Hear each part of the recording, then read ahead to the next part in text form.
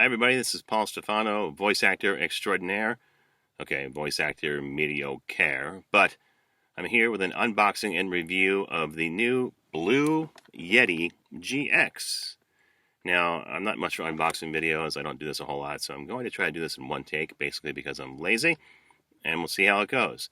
So first of all, full disclosure, Logitech, who now owns the Blue line, has sent me this free of charge to review and check out, and I'm going to do a sound check, play the audio on my podcast, and then in this video as well. It'll be separate because I have to hook up the microphone and plug into the computer. Right now I'm using the built-in computer on my laptop. But let's go ahead with the unboxing. So this is the box it comes in. Woohoo. Again, it's the Yeti GX. Is it even called Blue anymore? It might not be. It might just be Logitech's Yeti GX. I think the Blue name is actually officially gone. So, for what that's worth, it's now just completely Logitech. So, I'm going to open it up. Let's see what we got here. Is there some tape holding it in? Yes, there is. So I know it's straight from the factory. We find somebody to pry that open. Fingernails might work.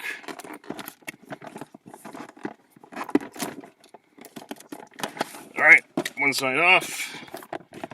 Boy, this manufacturer's seal's pretty good. Ugh. No tampering here. No sorry, Bob. Okay, so once that's done, flip it open. Let me tilt the camera down just a little bit. So it comes with this quick start diagram and a Streamlabs Ultra code for, I guess that's some sort of software. I'll check that out later. Inside is a warning label, probably from FCC warning. A micro USB? No, USB-C to USB-A connector. Plug into your computer. The microphone on this little yoke that acts as a stand. And what else? Let's see. Oh, the stand itself is in this little holder so it doesn't fall out. I guess this is the pedestal that goes on the bottom. It's got this nice little built-in stand, sort of like the original Yeti, that screws into the bottom of the microphone. I guess that's it inside the box, so let's get rid of that. Stop making so much noise.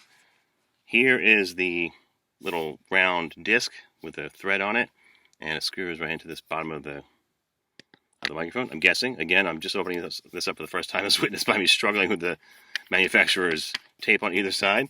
I did cut them all with my pocket knife, but then realized there was two on the other side. And then here is what it looks like fully assembled.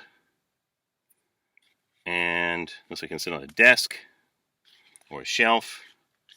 Let me turn this camera around and show you what it looks like sitting on my little pedestal in front of the computer. And it looks like on top it has, or on the sides, it has volume control with clickable buttons, and you can press it in, plus a mute button, it looks like. I should probably read the instructions and see what exactly all it does. But that's it for now. I'm going to plug it in a second and do a sound test, and I'll be right back. Alright, I'm back, and now the Yeti GX is hooked up. You can see the glowing lights. There's a glow on the bottom.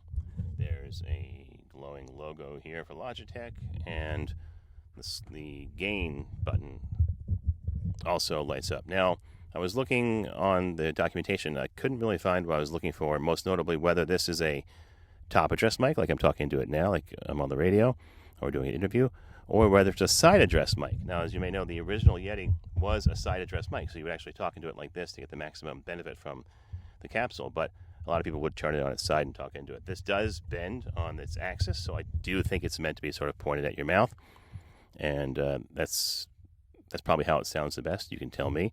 Is it better now? Better now. Better now? Better now. So here's what it sounds like live and in use on I'm using the built-in camera on my Mac, but the mic should be being picked up. And I'm in my Studio Bricks booth, so the acoustics are really good, so it should sound pretty similar to how it sounds in a studio. You may be using it for gaming or streaming, that's probably the case. It's more better suited for. But I am using it in my studio because that's what I have, and it's a good baseline for what a good sounding space sounds like. I do professional voiceovers all over the world from here, and this is what it sounds like in my booth. So that's a sound test. If you want more information on it, go to Logitech.com. You can look up the Yeti GX. It's a USB connected mic. It doesn't have a headphone output. That's one thing I noticed that the original Yeti had that I liked a lot, was the ability to plug in your headphones directly into the bottom of the mic for zero latency monitoring. So it does not have that. The headphones are plugged in my computer, and so I can hear. But other than that, it seems like it's high quality. The build is great. It does have the lights attached to it, which I don't really use, but let me just look up the quick documentation. Just so you know, it has the Logitech G Hub, which is software that comes with it that allows the settings to be optimized for RGB light and sound. So you can actually change the lighting on this to match whatever you're doing on your computer or your keyboard. I know my son actually does a lot of streaming and has a color-coded keyboard that I believe this can sync to. So check that out if you're interested. Oh, and then one more feature. It has this smart audio lock. So if I press in the scroll wheel, this is the gain knob to go up and down. If I press this in, it glows blue. And that means that the smart audio lock is on, and it's supposed to adjust the levels automatically so it's impossible to clip. So if you do a lot of screaming during your streaming and you're really excited about your win in Fortnite or whatever you kids are playing these days, Call of Duty, it should stop it from clipping, and that's that sound you get when you overmodulate the microphone and it sounds like a bad radio signal. So this should prevent that from happening. It could also be useful for voice actors who are doing a lot of video game performance and either doing fight scenes or battle cries. It'll prevent the sound from clipping on that. So this is the Logitech Yeti GX. Thanks to Logitech for sending it to me. And I'm excited to hear how it sounds on the back end when I edit this video. Once again, this is Paul Stefano, voice actor. Thanks for watching and/or listening.